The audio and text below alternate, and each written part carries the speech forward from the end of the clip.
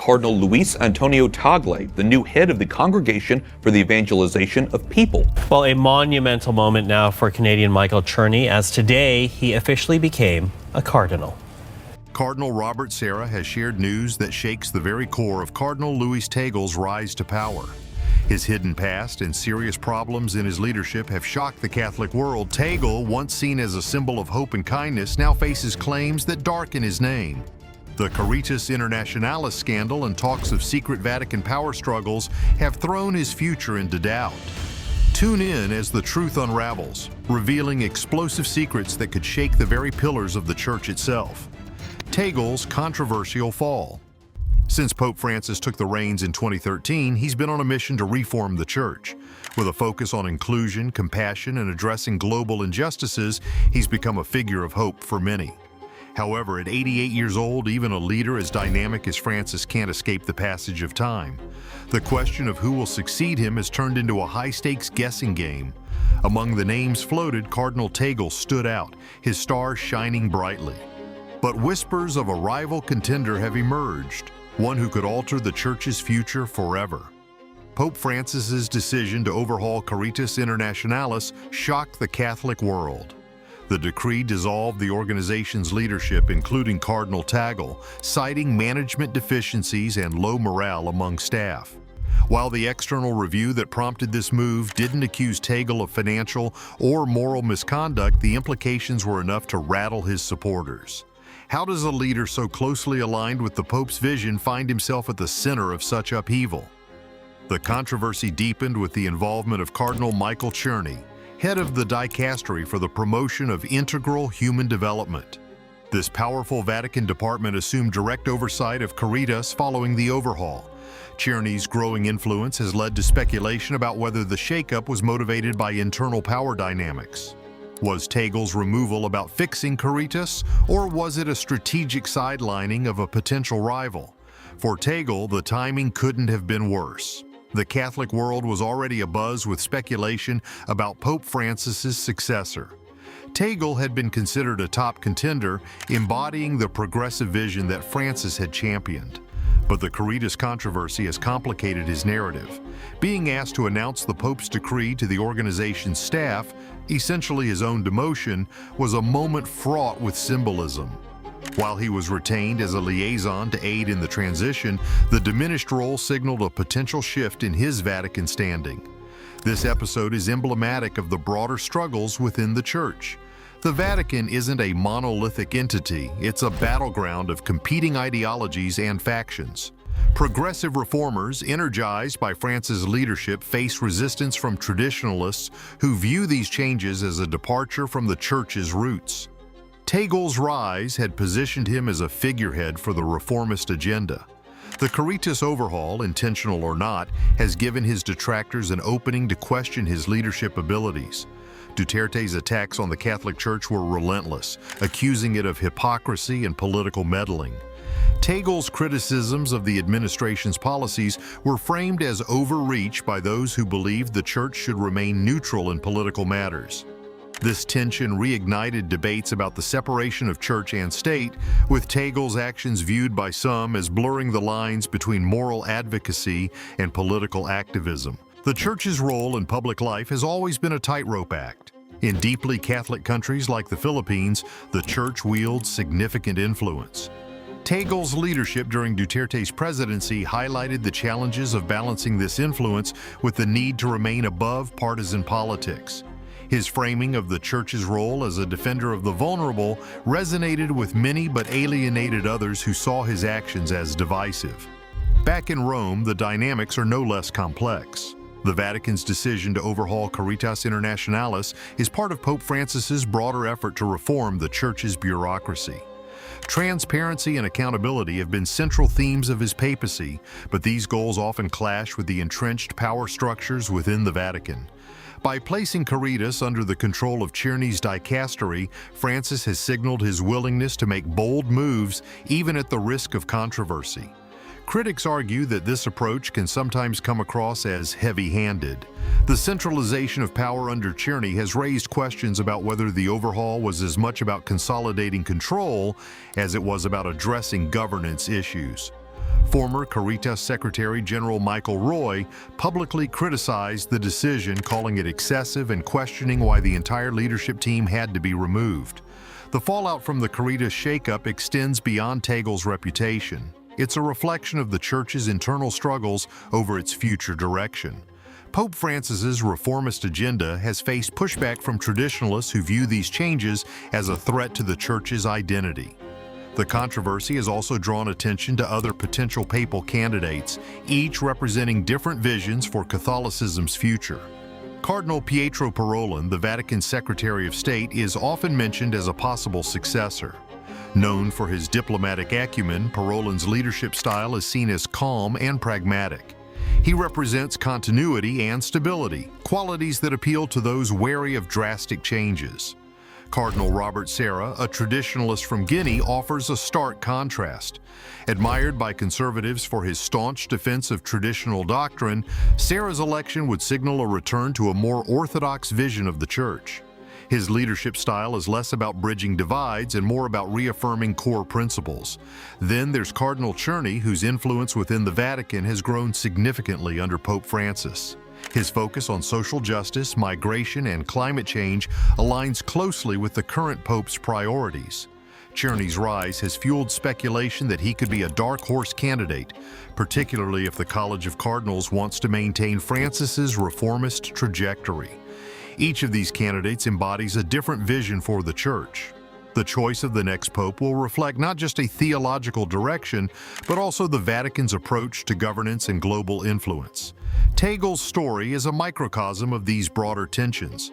His rise and the subsequent controversies highlight the complexities of leading a global institution steeped in tradition while navigating the demands of a changing world.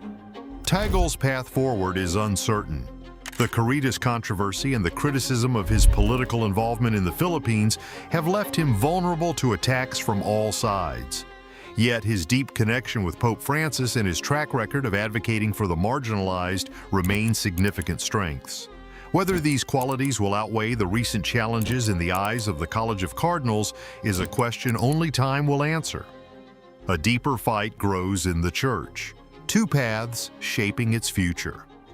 Tradition and progress in the Catholic Church.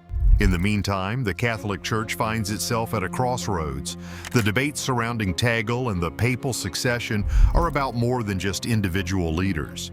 They're about the direction of a 2,000-year-old institution grappling with its role in a rapidly evolving world. The stakes couldn't be higher, and the outcome will shape the future of Catholicism for generations to come. The importance of these decisions cannot be understated. For the Vatican, the selection of the next pope will send a message not only to Catholics, but also to the world. The Church's influence extends far beyond its followers, impacting issues of global justice, diplomacy, and humanitarian aid. As it contends with challenges such as declining membership in parts of the world and accusations of irrelevance in modern society, the choice of leadership becomes even more critical. For those in favor of a progressive church, figures like Tagle and Czerny represent hope. They symbolize a continuation of Francis's vision, a church that addresses climate change, advocates for social justice, and remains a voice for the marginalized. But for traditionalists, the idea of returning to a more orthodox approach under leaders like Sarah carries its own appeal. It is a clash of priorities, values, and visions, all colliding in the crucible of the Vatican's inner workings. The role of a pope is not just spiritual, but deeply administrative and symbolic. They must lead with vision while maintaining the delicate balance of tradition and progress. The College of Cardinals will face immense pressure to find someone capable of navigating these treacherous waters. The decision will be scrutinized, celebrated, and critiqued in equal measure, shaping the Church's direction for decades. Tagle's story remains at the center of this unfolding drama. Whether he can weather the storms of controversy and emerge as a unifying figure remains uncertain. What is clear is that his journey, marked by highs and lows, mirrors the struggles of the Church itself. As the Catholic world watches and waits, the stakes couldn't be higher for Tagle and the future of the Vatican. One aspect that has garnered less attention but is equally pivotal is the global context in which these decisions are made. The Catholic Church's influence is not just theological, but also cultural and political. It plays a key role in interfaith dialogues, humanitarian aid, and even mediating international conflicts. The next pope will need to address a world rife with divisions, from economic inequality to geopolitical tensions. This broader perspective adds layers of complexity to the process of selecting a successor. Another challenge is the Church's relationship with younger generations. In many parts of the world, young people are increasingly disillusioned with organized religion. Issues such as the Church's stance on LGBTQ+ rights, its handling of misconduct scandals, and its perceived resistance to modernity have alienated potential followers.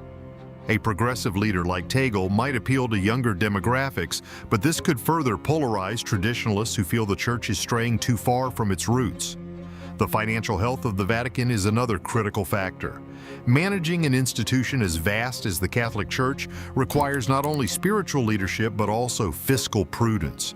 Recent scandals involving financial mismanagement have tarnished the Church's image, making transparency and accountability more important than ever. A leader who can balance these aspects will be crucial for the Church's credibility. The decision also carries implications for the Church's relationship with marginalized communities. Pope Francis has made strides in advocating for the poor and emphasizing social justice, but there is still much work to be done. Whether the next pope continues this trajectory or pivots to other priorities will significantly impact the Church's role in global humanitarian efforts. Yet the Church is far from a static institution. It thrives on dialogue and reinvention, often spurred by the tension between its deep roots and the constant flux of the world around it. This dynamic tension has shaped its history and will continue to mold its future. The diversity within the Church, reflected in the wide range of cultural practices and theological interpretations, is both a strength and a challenge. From the pulsating rhythms of African hymns to the solemn silence of European cathedrals, each expression of faith contributes to a richer, more complex whole. This richness, however, does not come without its frictions. In any vibrant community, differences of opinion are inevitable, and in the Church, they often revolve around the delicate balance between tradition and innovation. The contrasting perspectives of Cardinal Luis Antonio Tagle and Cardinal Robert Sarah exemplify this ongoing conversation. Both are towering figures in the Catholic hierarchy, yet their visions for the Church's future could not be more distinct. Their lives, philosophies, and leadership styles reveal the multifaceted nature of the Church's mission and the tensions that arise in pursuing it. Cardinal Tagle's story begins in the Philippines, a country marked by profound devotion and equally profound socioeconomic challenges. His upbringing in a community where faith often intersected with poverty shaped his pastoral approach. Tagle's message is one of inclusivity and compassion. He believes that the Church should be a refuge for all, particularly for those marginalized by society. His work with refugees and his advocacy for social justice highlight a vision of the Church as a proactive agent of change in a world fraught with inequality and suffering. Two leaders with opposing visions push the Church in different directions, embracing change, guarding tradition. Technology and modern communication are tools Tagle embraces with enthusiasm. He sees them not as threats to tradition, but as opportunities to reach people where they are. His active presence on social media platforms is a testament to his belief in meeting the faithful in the digital spaces they inhabit. This approach is not merely about keeping up with the times, it is about making the timeless teachings of the Church accessible and relatable to younger generations who might otherwise feel alienated. In stark contrast stands Cardinal Sarah, a figure deeply rooted in the Church's traditionalism. Born in Guinea, Sarah's worldview was shaped by his experiences as a Catholic in a predominantly Muslim society. His steadfast commitment to orthodoxy reflects a belief in the enduring power of the Church's teachings. For Sarah, the preservation of these teachings is non-negotiable, a bulwark against the moral relativism he sees as pervasive in modern culture. Sarah's writings and speeches often emphasize the importance of silence, prayer, and a deep connection to the sacred.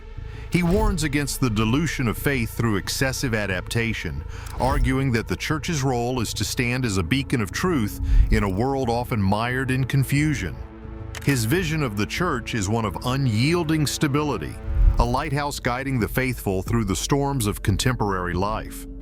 The tension between these two perspectives is not a weakness, but a testament to the Church's vitality. Tagle's focus on inclusivity and engagement reflects a church that seeks to embrace the world in all its complexity, while Sarah's emphasis on tradition and orthodoxy ensures that it does not lose sight of its core identity. Together, they represent the dual mission of the church: to be both a living, evolving community and a steadfast guardian of timeless truths. This duality is mirrored in the Church's approach to global issues. From addressing the environmental crisis to navigating the ethical implications of technological advancements, the Church faces challenges that require both innovative thinking and moral clarity. Tagle's advocacy for environmental stewardship and Sarah's calls for spiritual renewal demonstrate how these differing perspectives can complement each other, providing a more holistic response to the complexities of the modern world. The Catholic Church's global reach means that its leaders must grapple with a diverse array of cultural, social, and political realities. In Latin America, the Church is often a voice for the poor and oppressed, championing liberation theology and advocating for social reform. In Africa, it serves as a unifying force in regions marked by ethnic and religious tensions. In Europe, where secularism continues to rise, the Church must find ways to re-engage with a population that often views faith as antiquated. The lives of Tagle and Sarah serve as microcosms of this journey. Tagle's willingness to embrace change and Sarah's commitment to preserving tradition highlight the multifaceted nature of faith. Their stories remind us that the Church's strength lies not in uniformity, but in its ability to weave together a tapestry of diverse perspectives and experiences. As the Church looks to the future, it must navigate a world that is increasingly interconnected yet deeply divided. The rise of global crises, from climate change to social inequality, demands a response that is both compassionate and principled. Leaders like Tagle and Sarah show us that these qualities are not mutually exclusive. They are, in fact, essential for a church that seeks to remain a relevant and transformative force in the world. The Catholic Church is more than its doctrines and traditions. It is a living community, one that thrives on the participation and engagement of its members.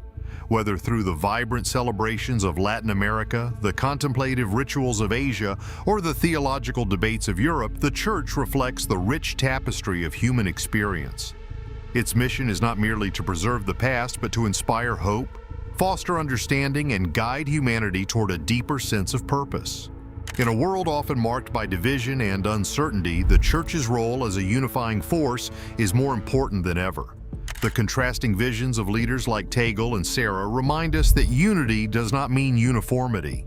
It means embracing diversity, fostering dialogue, and finding common ground in the shared pursuit of truth and love. This dialogue is not confined to theological debates, but extends to practical actions that address the most pressing issues of our time. For instance, the Church's role in promoting environmental justice reflects a moral obligation to care for creation. Leaders like Tagle bring urgency to this cause, advocating for policies and practices that protect the planet for future generations. Meanwhile, Sarah emphasizes the spiritual dimensions of stewardship, reminding the faithful that care for the earth is ultimately a reflection of gratitude to the Creator. Similarly, the Church's response to social inequality reveals its dual commitment to charity and justice. Tagle's focus on grassroots initiatives and his engagement with communities in need underscore a practical approach to addressing poverty and marginalization. His efforts highlight the importance of meeting people where they are, providing not just spiritual guidance but tangible support. On the other hand, Sarah's call for moral clarity challenges systems of exploitation and corruption, insisting that true progress must be rooted in ethical principles. As the Church continues to navigate these complexities, it must remain grounded in its mission to be a source of light and hope. The leadership of figures like Tagle and Sarah demonstrates that this mission is not about choosing between tradition and progress, but about integrating them in a way that speaks to the needs of the present while honoring the wisdom of the past. By fostering a culture of dialogue and mutual respect, the Church can move forward as a community united by faith and driven by a shared commitment to the common good. Is the Catholic Church truly at a crossroads, or are these debates a reflection of deeper, timeless tensions?